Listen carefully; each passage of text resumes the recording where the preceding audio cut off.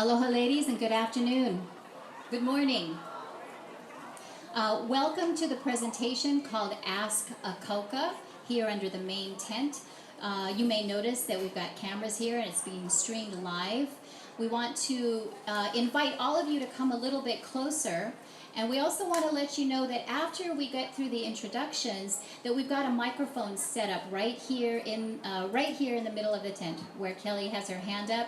And you're all invited to come up and ask a Kauka any question you have, any medical question you have. And among the four of the Kauka here, we should be able to get your questions answered.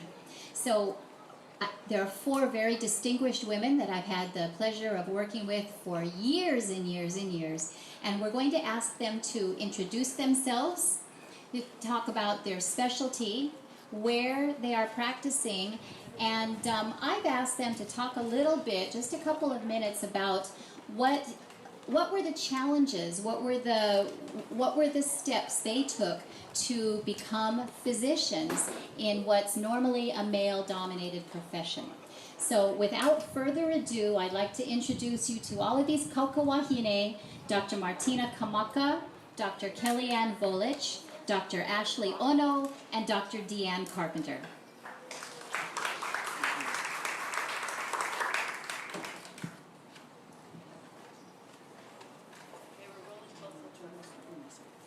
So aloha. So I'm Deanne Carpenter, and well, Kalamai. Maybe the microphone doesn't like me today. Okay, how's that? Better? Okay, mahalo. So I'm Deanne, and these women on this panel are really what I call FOD, Friends of Deanne. So I want to actually really mahalo all of them for taking their time today, and they'll be telling you their stories. But really, poor thing, yeah, they get labeled. But really, wanted to tell you, I was going to actually start from the end and actually have everybody introduce themselves really quickly because I'm probably the most portuguese out of the whole group. And so I'll just have a short time, and that way we can kind of get to any questions that you may have. So mahalo for coming. I'm going to start with Martina. Okay, aloha. My name is Martina Lealoha Kamaka. I'm from Kaneohe on Oahu, and I'm a family physician. A family physician basically is trained to take care of you from the day you enter this world till the day you leave this world. So it's very, very broad. And my journey in medicine, I had nobody in my ohana that was in medicine. But as a young girl, I loved to read, and I fell in love with these books about these nurses, Florence Nightingale and Clara Barton, that made a huge difference in the way medical care was delivered around the time of the Civil War. Really, these women were credited for, we were losing more people from their infections and injuries than we were from the actual battle itself. And these women were very instrumental in changing that whole situation. So I was very inspired by them. So I initially thought, well, maybe I would go into nursing. And as I was pursuing my studies, one day I was laying in bed and I thought, I had actually done some volunteer work and found myself getting a little bit interested in what the doctors were doing. And I found myself laying in bed one day thinking, wow, maybe I should think about being a doctor. What if I become 65 years old and I look back on my life and say, what if? And I didn't want to have any regrets. So I decided to go ahead and try for medical school, and if that didn't work out, I still love the health professions, and I would look at nursing or some of the other health professions. So that's my story, very quickly. Hand it over to Kellyanne. And where do you work now? Oh, I'm sorry. I was in private practice for a number of years, and then about 10 years ago I started working at the Department of Native Hawaiian Health at the John A. Burns School of Medicine. Aloha no. I don't know, can you hear me pretty good? I'm Kellyanne Frank Volich, and from the west side, I reside in Kaneohe now, and have the honor and privilege of practicing at Wahine Comprehensive Health Center for, I think almost 12, 13 years, as well as working at the John A. Burns School of Medicine at the Imi Ho'ola program in the Department of Native Hawaiian Health. And my journey actually began from when I was really young with multiple medical problems myself, and always having that desire to wanting to know why and how things worked in the body, because things were going wrong in my own body, but didn't have any of the role models. None of my parents didn't go to college. We didn't have anyone in the family on either side that went to college, let alone a career in medicine.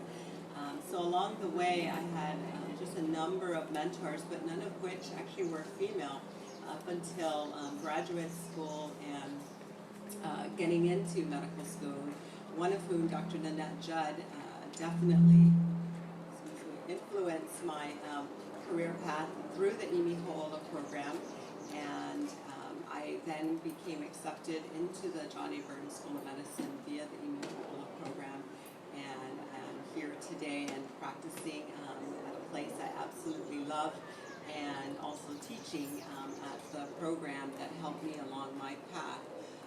There's a lot of women also in history, like Dr. Kamaka mentioned, that are instrumental in just my overall perspective of how amazing and what I've accomplished because of them. And that being the Bernice Kauahi Bishop with the Kumeia Schools. If it weren't for her and her amazing insight, dedication, generosity, I wouldn't be here with the opportunities that were provided of me, as well as Queen Liliuokalani. I have to admit, she also is one that inspires every day for myself. So history, personal experience, personal stories is my journey that I'd like to share, and look forward to talking more with you. And I am a pediatrician. Yeah, I was just going to ask you, what's your field? Aloha everyone, I'm Ashley Ono. I'm an internal medicine doctor, and I'm actually a hospitalist. So I practice medicine in the hospital. I work at Straub Hospital in town. And my journey to medicine started, I think, much like Martina and Kellyanne. I was pretty young when I decided I really was fond of science and fond of learning how the body works. But I never really had in my mind that I would be a doctor when I grew up. It was always something that was just way out there, and I didn't think, and I wasn't really confident that I could sustain my studies and really pursue that. So I went to college and I majored in biology, thinking maybe I would do nursing or something else in the medical field, but not really be a doctor. When I finished college, I didn't really know what I wanted to do, so I signed up to do medical mission work, and I went overseas. I went to Guatemala, and actually it put me in a clinic. And I was working in a really underserved area. And that's when I really thought I could see what medicine could do, and I could envision myself being a doctor in that particular role. We treated patients that had diseases that had been far gone. And really what I took away was not just an appreciation for how the body works, but really how you can empower patients without medication, but really sitting down and talking story with them, learning about their lives, and counseling them that way. So that's when I decided I wanted to be a doctor. And since that time, my journey has been actually, it's been difficult with the studies, but there have been a lot of role models, like these three women up here. I went to John Burns at UH, and then did residency in San Diego. And coming back, I recently came back and have started practicing, but it's been such an encouragement to have women like this as role models. They've been with me through my journey in medicine, through medical school, and it's fun to come back and reconnect. So. Mahalo, hence the payback. Honey, you better sit on my panel. Friends of Dia. FOD. I'm sorry, I'm going to give them all tags with their name and FOD underneath. Mahalo, you guys. Anyway, so I'm Deanne Carpenter, and I hail from the southernmost community in the United States of America. I'm always proud to say a place called Naalehu on the island of Hawaii. How many of you are Big Island out there? Oh yeah, thank you. That's right. So I always say I'm FBI. That doesn't stand for Full-Blooded Ilocano, or it doesn't stand for Federal Bureau of Investigation, but it stands for From Big Island. And so those of you who are streaming, aloha. in any case, it was interesting as Kim was saying, hey, I need you folks to actually tell your story of how you got into medicine. And I think it's really important because those of you out there that are listening are maybe interested in being doctors or something in the health field yourselves, as well as, being the best patient you can be, which we're all are patients. Not all of us are patient. So in any case, I actually was really lucky. I was living next door to the doctor in our community. And I think that's how I ended up being very interested in my favorite thing, my favorite toy my mother would give me, because, in Na'alehu we didn't have many toys except dirt. And so I had an anatomy plastic body part thing. That was like really cool. Check out these intestines, and there's the kidneys, and my mom said, oh my God, my child, something's wrong with her. And I came home in the 3rd grade and I said, Mom, I learned a new word today. And she said, what is that? And I said, it's deoxyribonucleic acid. And she said, oh no. And she's like, oh my goodness. And I'm like, yeah, that's DNA. That is what makes us. That is life. So she already knew I was already a strange child and on my way to doing something in the medical, in the health field. And she tells me, so maybe all you mothers out there, she whispered into my ear every night, you want to be a doctor. You want to be a doctor. And so I never really realized that, but I think my mother, who always said I could do or be anything in life, and that was my best mentor. But there were many other people along the way, and one of them also when I moved into Hilo, and I went to St. Joseph, was my high school biology teacher, whom later I found out became a physician as well. And so I was lucky in having a couple of female. Of course, I wanted to be just like her, so I thought I actually wanted to be a nun. I was wrong. Thank goodness she told me I didn't want to be a nun, but maybe, So I thought, well, I want to be a teacher. And what I found out later is the word doctor means teacher. So I really became a teacher. Albeit sometimes it's all in the first 15 minutes that I get to see someone, or in a classroom setting where I work at the medical school now, and such is life. And so I really have a good time doing that.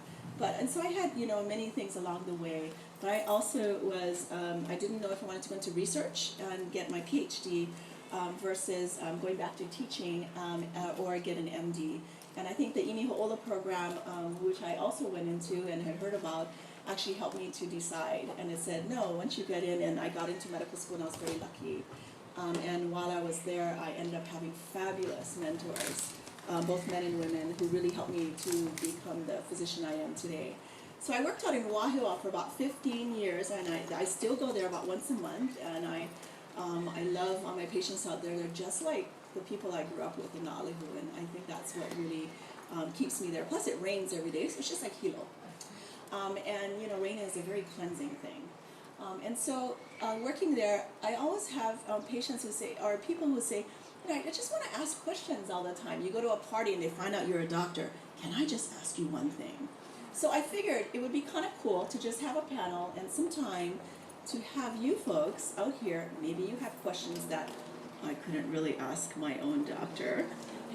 Or maybe I did, and they didn't really give me the answer that I was looking for. So I hope you don't mind. I brought people to help me to answer some of the questions that you may have. And should you have no questions, which I'm sure is not the case, then I have lots of material to share with you guys. Okay? So that's who we are. And I'm an internist by trade. Okay, and that's us. So, any questions? Okay, we're not going to tell the people streaming that, no be shame. Yeah. You have a question? Oh, so can you come to the mic so we can just kind of hear you? Unless you have a fabulous voice like my partner, Dr. Kalani Brady. Yeah. Eyo. You have, okay, go ahead. So I myself would like to be a doctor. Yay! She wants to be a doctor. It's interesting. The problem with me is I'm not sure how to follow through with that pursuit because I'm very interested in naturopathic medicine. And I'm not sure, and finances and everything. I'm being kind of a person and scholarship. So how would you recommend?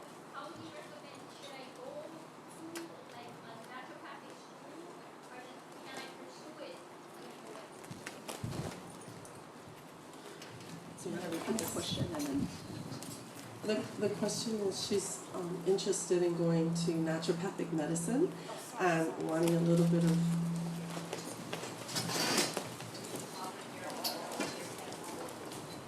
Yes, that's why we're repeating the question. Okay. And so she's wanting some guidance on how to do that and wondering about, I think, financial support and also whether she can do her naturopathic training here in Hawaii.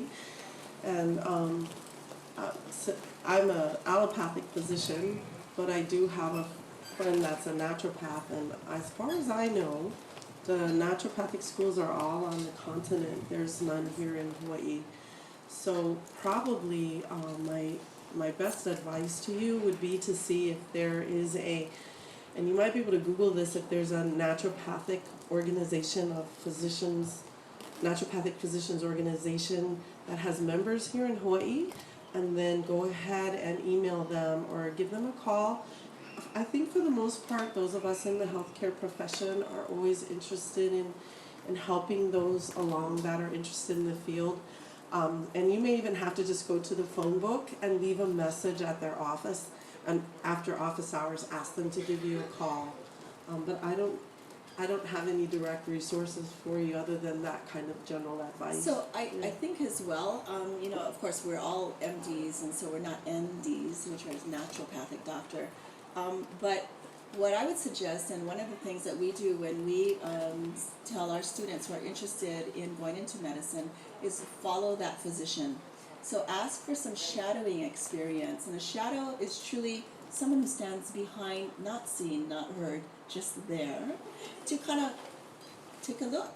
So it's what, you know, to see if you really like it or not. Because sometimes you will find that that is not the right thing for you, and maybe you want to also shadow another type of physician, you know, an allopathic doctor, or maybe you want to put the two together. Maybe you like using your hands and you're interested in a DO doctor, a doctor of osteopathy.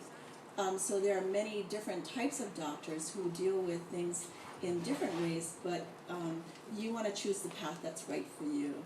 So find that path, get on different paths, check it out.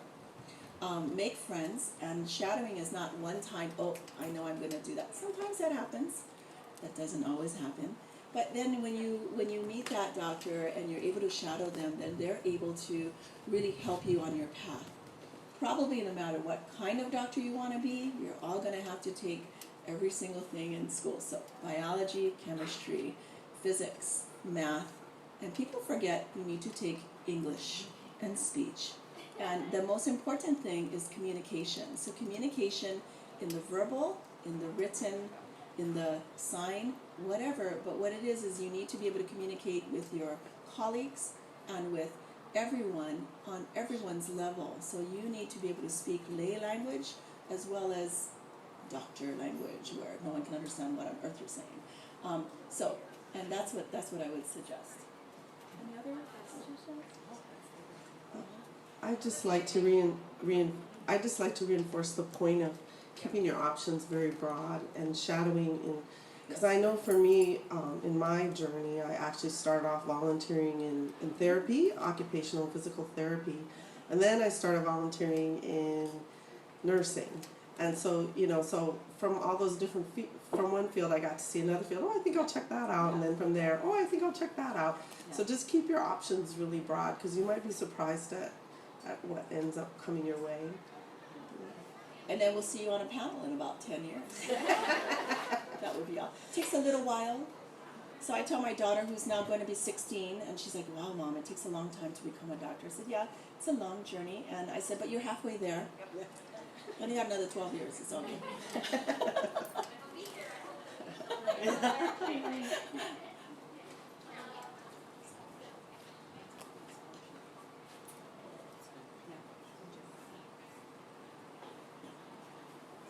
I think your question also that we needed to address was scholarship options. There's many scholarship options, not only undergrad level, but also at the graduate level. That websites are available through Kamehameha Schools, through Kahanamoku, Aolike is the Papa'ololokahi, and many of our civic clubs here in our own community have scholarships available for all those pursuing higher education, and especially if you're first generation, you know, breaking that cycle and wanting to go to college, go to graduate school, you know, and pursue your dream. There's a lot of free money. You don't have to take loans. So many of us benefited from a number of scholarships and wouldn't have made it, you know, and our dreams all came true with those scholarships. So they're out there. Are there any other questions? And we'd ask you to come to the microphone so that everyone that's streaming can hear as well. Mahalo. Okay, I just want to ask, and congratulations to all you women for all your accomplishments. But what was mentioned earlier was the road that you have to take in regards to it being a man's profession. Can you explain to us what experiences you folks went through and how you overcame it? Okay, turn off the camera. Just kidding.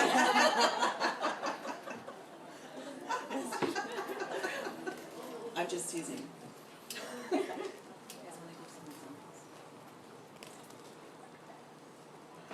Okay, this is how you gotta do it. You guys are listening. You get them on your side. Don't tell my father this, but it's when it's a man's world, unfortunately, as a woman, you need to step up and do your job, their job, our job, better than them.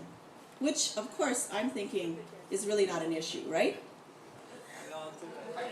Because you do it anyway. I think women are fabulous at multitasking, and men don't even know what that word means. They say, oh honey, you need to do one project, and you're like, yeah, but I'm doing 5 already, and the other 10 that you haven't done. But anyway, I digress. So what happens is, this is what I do with my father. That's why I said don't tell him. So when I need something from a man, I plant a seed, allowing them to then give me the idea that I just gave them.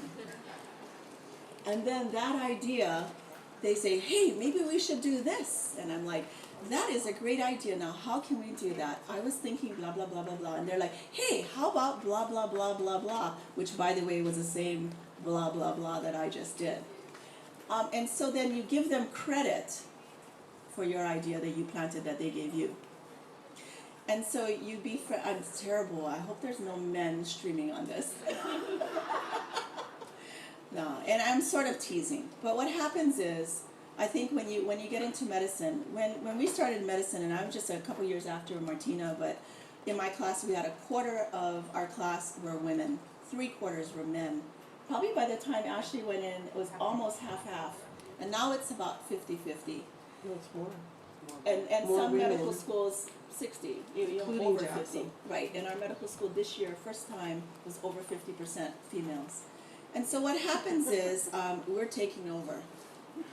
And I think part of that is because, many years ago, it really was the paternalistic view. So even the word paternalistic means it was a man telling you as a patient, this is what you're going to do. And the world in general is changing. And so the world in medical school is also changing. But the people that are still in charge, many of them are still men. And that's okay, because we need to teach them how to change as well. And so we help them with what they may or may not know. And then we help them to engage us. And you get your mentors, not only being women, but you get your mentors who are very strong, and some of mine being male. And those certain men will stand up for you. And when they stand up for you, they're standing up for all women. So you befriend the ones that will help you, and this will probably be in every profession available that's very male dominated. And that doesn't mean I'm better than you, you're better than me. It means let's work together in order to take care of this. The first time when I was an intern, so the first day I actually started on the wards, when someone, yelled down the hall, oh doctor, and I was walking down, of course I don't consider myself doctor, so then I went, oh, that's me. I turned around, yes. And And when this nurse, talked to me, and we went back to the ICU, the intensive care unit, and she says, oh, so this and this and that. And I said, well, let's do blah, blah, blah. And so I wrote an order, and we had that done and took care of that patient. And then after, a while, it took me, within that week, I actually went to all the nurses' stations. And before I tried to go to bed, because you never sleep as a resident, but when I tried to lie down for a few minutes, I said, can you just tell me what's going on with this patient and this and this and that? And I said, because as far as I'm concerned, you as the nurse are taking care of this patient for 8 to 10 to 12 hours. I'm taking care of the patient for 8 to 10 to 12 minutes while I'm looking at all of what I'm sort of teasing. But basically, and I said, what I think is we need to work together to make sure that this patient gets out of the ICU, gets better, gets onto the wards, gets home, does all of these things. And she looked at me and she went, wow, can you talk to the rest of your classmates about that? And I said, aren't we a team? And I think from then on, what we did was our class, and I don't know their class, but our class in residency, I thought, was the best residency class. And I can tell you, all the attending physicians, which were all the doctors we work with in all the hospitals, were really happy about our class. And maybe it's because of our team effort, of our little change that we made to say, we are working together, not I as the physician am up here, and you as the nurse are down here, or the physical therapist, or the, whatever. It's, no, we are all working together as a team to help this one patient. Which, by the way, that one patient, you're helping the whole family. You're helping that whole family, you're helping that community. So when we looked at things in a different way, in a different perspective, and that's what's going on in medical school now, with those little changes, little ripples make big waves. So then we became the tsunami, and now there's lots of women. I'm Portuguese, so I'm going to pass it down if you want to add on. I'm a little older than all these women, so I think I didn't. There weren't a lot of women mentors for me when I was going through my training. It was pretty much mostly men, and I did have to put up with being called honey and things like that from the attendings. But I just kind of stayed. I didn't fight. Which I don't know, maybe would be bad, but I just was so intent on showing how professional I was and being pleasant and smiling. And I also felt I did my training on the East Coast, so I felt I was representing Hawaii. And so I tried to always keep a smile and be professional and show that I could do a really good job. And what happened was that I started getting men that were starting to advocate for me. Same thing has happened with Deanne, that I had to kind of prove to them that I knew what I was doing. And then, and because I was always smiling and always pleasant, I think that's part of how we grow up here. We try to get along with everybody. I started winning people over. And then, so some of those, and it was particularly, I was having that problem with some surgeons that were calling me honey and in the OR, honey, hand me this, or, and by the time I was a senior, it stopped because I actually had some surgeons in that group that were starting to advocate for me. And so, so that was kind of a nice thing to see, but I didn't actually fight it. I just kind of grinned and bore it and went through. I was lucky that I didn't have anything really hostile. That was probably, sweetie, honey, that kind of thing that they would never call one of the male docs, some kind of term like that. But that was probably the worst that I had to go through, so I thought that was pretty good. And the other thing was just, I think I came under a lot more scrutiny, and they were watching me a lot more closely. And sometimes I got a little resentful of that. Sometimes I go home and cry. But then I came back the next day smiling, and that eventually, like I said, you eventually win them over. But you do have to work, I think, just a little bit harder. And so that kind of reminds me of a time that I had in residency, because sometimes, like a man, you need to stand up and man up. And so there was a certain particular doctor I worked with who was male, and he was actually trained on the East Coast, and when he talked to us, he would, I'm going to borrow yours, he would totally get in your face like this. And so after 2 days of doing that, to our number of people in our group, there were, I think I was the third woman. And one day, one girl cried because he totally got in her face and yelled at her on rounds, which normally happens anyway. And then the next day, the other girl cried. And then I'm like, oh my God, I'm the other girl. So I said, I'm not going to cry. So that next day, I went up to him, and I had 2 other medical students who were female on our team as well. And you know, when we round, there's like, I don't know, maybe 5 to 7 people rounding. When we say rounding, it's a whole bunch of doctors standing outside the room. You guys have probably been to visiting somebody in the hospital, and you have all the doctors talking about that particular patient and how can you care for them. And they basically go to each room and decide, this is what's best for this patient, blah, blah, blah, blah, blah. But they do it kind of in groups, in a round. And one particular resident, after medical school, you're a resident physician, that person is actually in charge of that particular patient in the room. So as we were doing our rounds in the intensive care unit, and this doctor was getting in everybody's face, after rounds I just said, look, I need to talk to you. And I basically got in his face. And I said, you know what, first of all,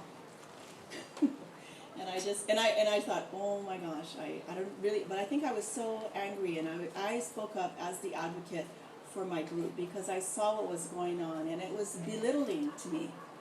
And I just thought, that is wrong. And I told him, I said, look, here in Hawaii, we don't do this. And he's like, what's this? And I said, you got in our personal space. You're staring down into our eyes. We don't do that. I'm talking to you, I talk to you here, even though your eyes are here. That is very disrespectful what you are doing.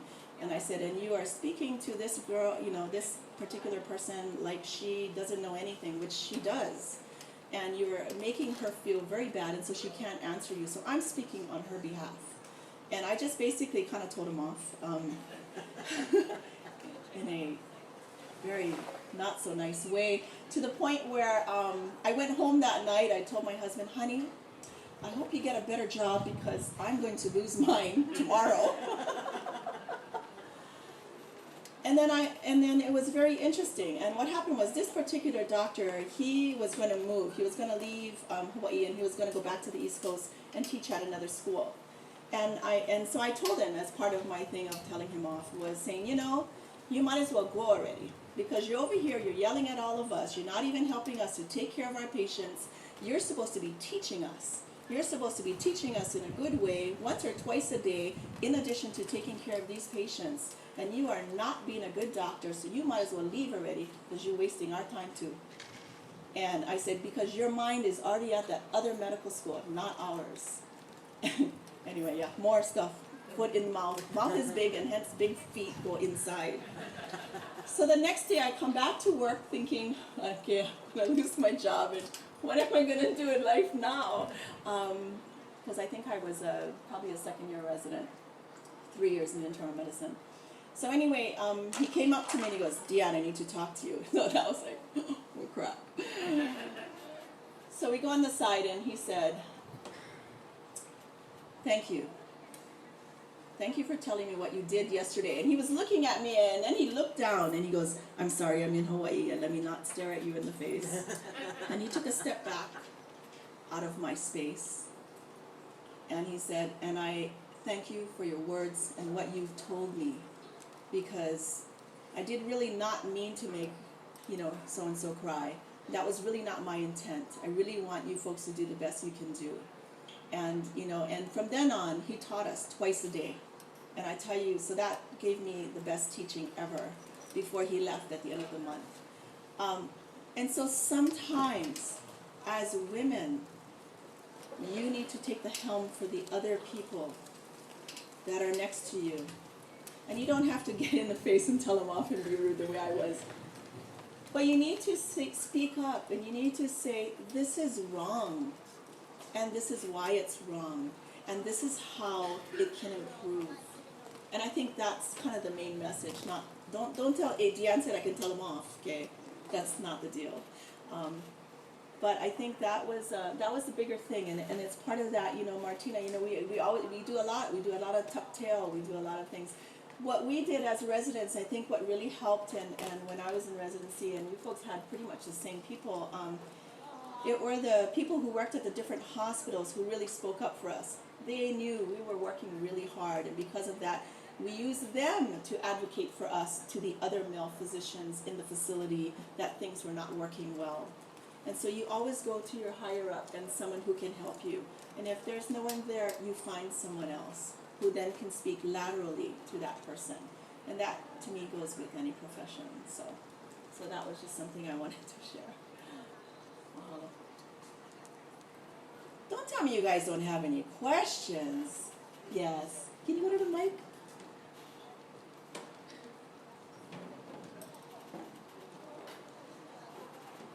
Now, of course, caveat, hopefully we can answer the questions.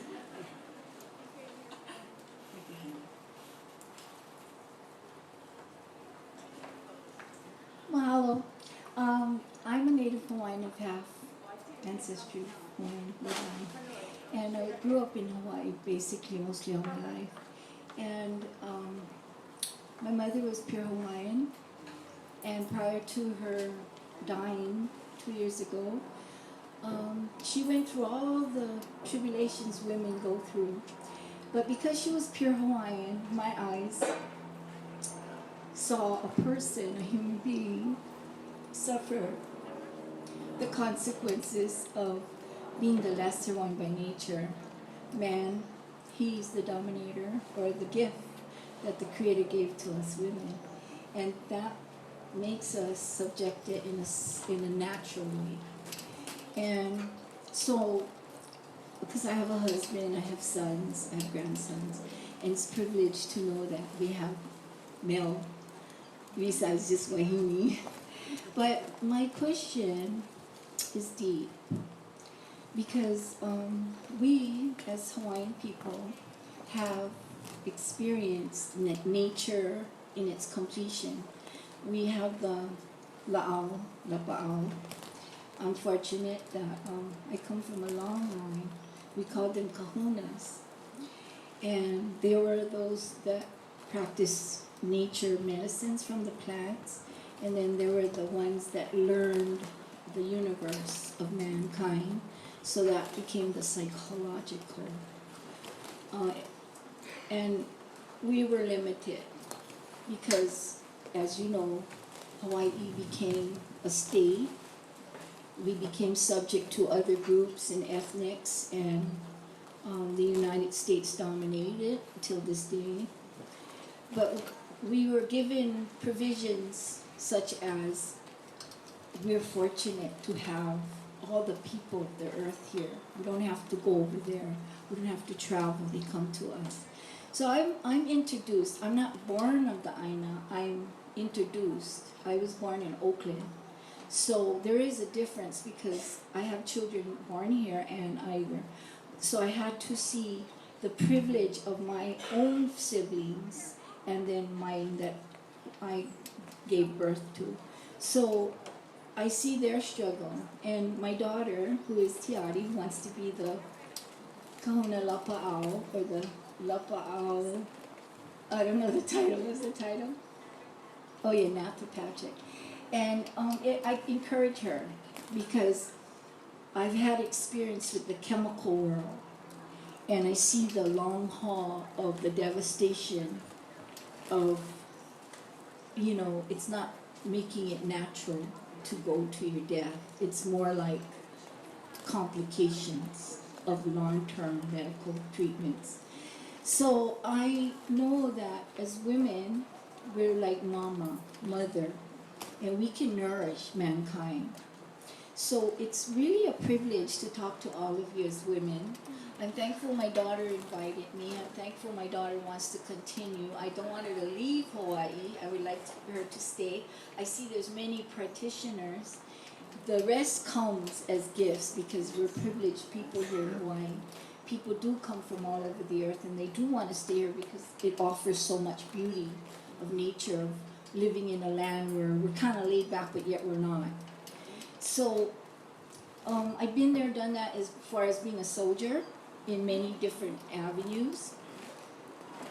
But my question is, because you can see for yourselves the warehouses, the chemical You know, we can get down and we can throw mud at each other, but that's not what we really want to do. We want to accomplish, yeah. We want to help, not only today, but in the future. And that takes soldiers to address these things. So, because it's life and death here. Doctors are here to help us. I've had doctors give me chemicals because of my birth bearing and the pain. I've also had, and which I agree in, I've gone to doctors when I have to be stitched, if I have blood coming out. So there's many reasons. Personally, I do go to a doctor. And then I have accurate knowledge of many spiritual thinkings. So I need to balance to make my personal decision because it's really personal in life. Everything we do and make decisions on relies on our own personal life, our health, our future. And it's sad because as a Native Hawaiian, I can see the kapunas passing away. But they're still here, many. And it seems that they've pulled their roots to live. You know, they have to. And that's joyful. So my question is, can you as doctors dedicate your lives to better the natural healing processes? Because when you get sick, when I was a child, that was 1-2 days. Today you go to a doctor and you're sentenced to lifetime of drugs. You have to take for your heart, you have to take for your kidney, you have to take for your liver. They have all this funding and money, so they get sort of greedy. They just want to stay like that, in that just the plow is plowing and mankind just gets involved. The rest of it, you already know what you have to go through in order to survive. But I'm at a time in my life where I'm encouraging continue on your studies, knowing what she has to go through, and it's okay. Because if it's for the betterment of herself and others, then that is part of our blessings that the Creator gives to us. It's not selfish. So she can continue on her way. There are higher and more important things as women, because we're a great army today. And I would like to share that point of view as a doctor and doctors to help here in Hawaii address that very deep concern. Because when I saw Greenville or Green Ward or whatever that place is come up, and I saw the big rigs come in, and I saw the medication my husband takes, pills, 300 a month, pills. I'm like, I don't know what to do. I'm just one. He's in a trap, he can't get out. He has to take it because I've seen him go through his withdrawals when he doesn't. And he's only one small person in this universe. So it starts with individuals, because you already know it got out of control on the earth.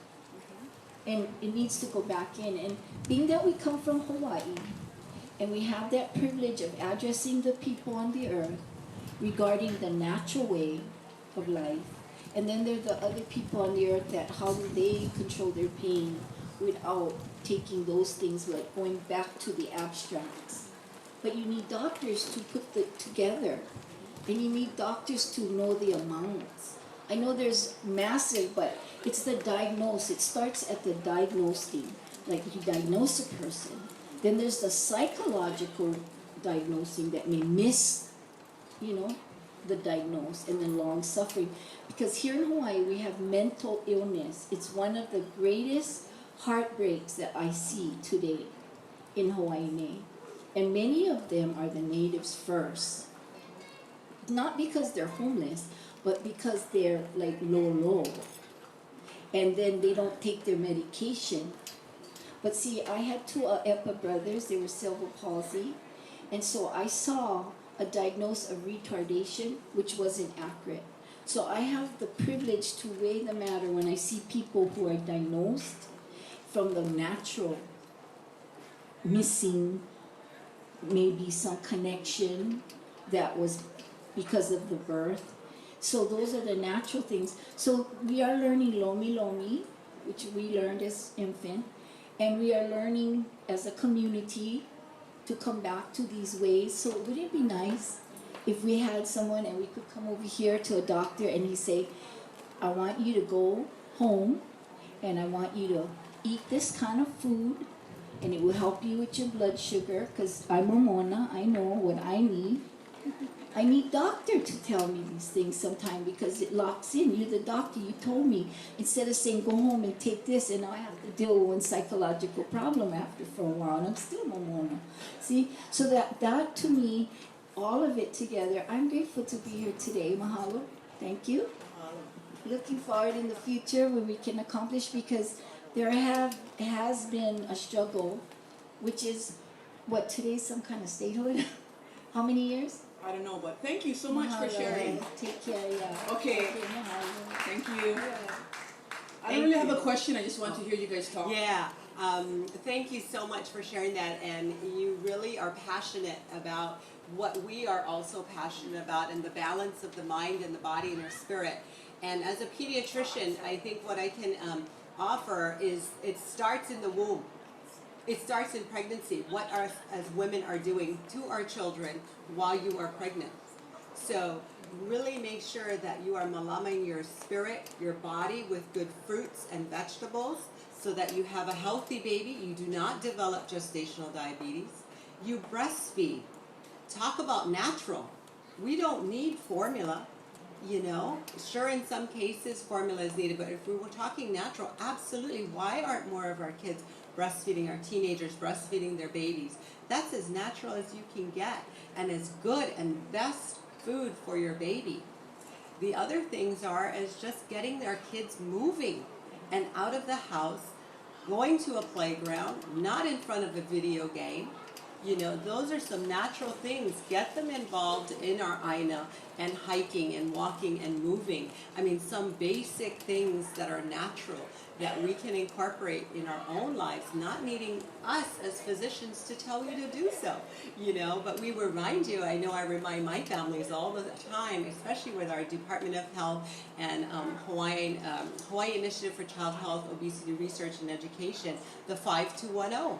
You see that, you've seen that campaign, you know, with 5 fruits and roots or vegetables a day, you know, 2 hours, that's it, of computer screen time, you know, 1 hour and 1 scoop of rice, that's it, you know, really no sugary drinks, you know, juice, it's fake stuff, it's not real, the juice, that high fructose corn syrup, come on, who are we kidding? You know, why can't we have some natural water? And flavored with lime and, you know, basil and, I mean, some mints and, you know, so many other natural things that we can do just on our own, and it begins with you, yourself. So let's embrace that passion that you shared with us, and there's a lot that we can do just from the beginning with our children. Okay, thank you.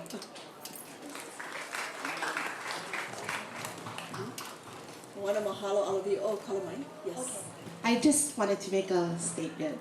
Being in the nursing field for 34 years, I really applaud you guys for saying how we work as a team, the doctors and the nurses, because I've always told my team that the doctor cannot work without the nurse cannot work without the receptionist, they cannot see the patient without the people helping to clean up, so it's a team effort.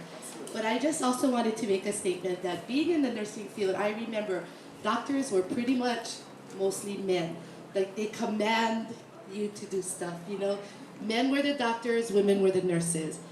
It's so wonderful now to see that it's switched, that women are the leaders or are the doctors, and there are more men that are going for the nursing positions. Doesn't mean that it's any less or anything, but you know, now it's just so nice to see that the men are seeing that the nursing is empowerment too, but they want to move to. So I just want to commend you guys. I mean, I have the privilege of working with 2 of them up there, and I truly appreciate their strong mentors for me, and I always want to be like them. And just know that what you guys do, even as nurses, you still want to change your career, or even the housekeeper. I've seen housekeepers want to be somebody just like you. So as long as you empower people or show them the positive ways, you empower everybody under you, and this role will be all powerful women. So thank Mahalo, you. mahalo. Love you, Eva. Hey, you know, I know you actually came here to get some prevention, and so prevention is do the right thing. And I'm so glad you were able to talk about what you did, because that's the main thing. And I do have some little handouts and whatnot. We do have health screening for you, which has lots of information there for you to get on all different kind of health topics. But I do have a little bit of handouts in regards to when am I supposed to get a mammogram and pap smear and all that good stuff. Things change all the time. So talk to your physician about what are the right guidelines, and those are guidelines, which needs to be put back exactly to that individual patient. So everybody has their own story.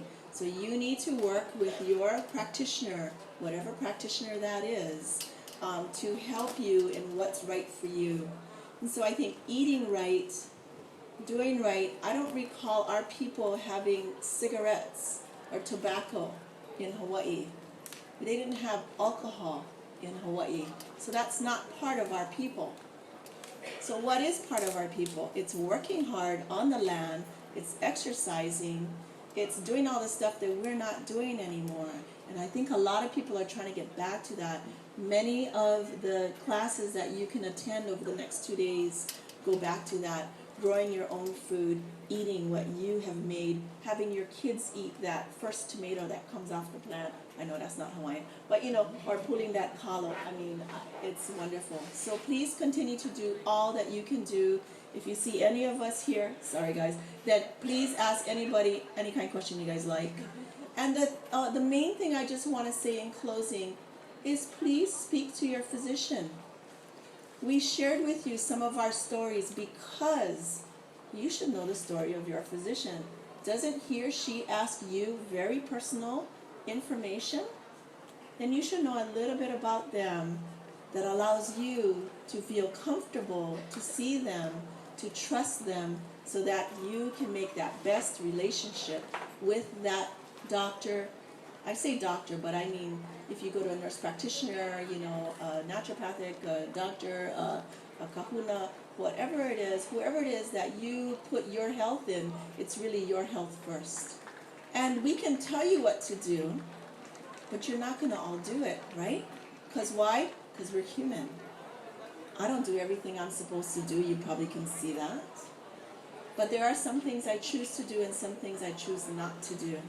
And so it's in the decision making of what we do that makes us help ourselves. So maybe just some last comments and then we need to close.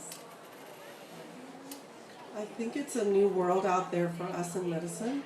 In our teaching, we teach our students to look at food as medicine. We teach our students to look at traditional healing practices, to consider them for our patients, alternative medicine. It's really a new world from when I trained decades ago. And I'm hoping that you'll see that as in a difference in the docs of the future. We really are trying to focus on wellness and prevention. And particularly, I'm so glad Kellyanne shared about pediatrics because it all starts there. Malama Ikekino, you're take care of your body, and our keiki, please. They're our future. Our children are our future. Mahalo for having us. Like Martina said, I think we're Western trained, but definitely there are things out there that we are trying to incorporate for the betterment of all of us, Native Hawaiian communities included. So, Mahalo, and those of you, I want to put in a plug because 3 of us work at the Johnny Burns School of Medicine. If you are interested in being a standardized patient, and I'll tell you what that is if you come up and talk to me after, is to help train our future physicians on how you as a patient would like to be treated. Now, wouldn't you guys want to be part of that? Yes, come see me. Mahalo. Aloha.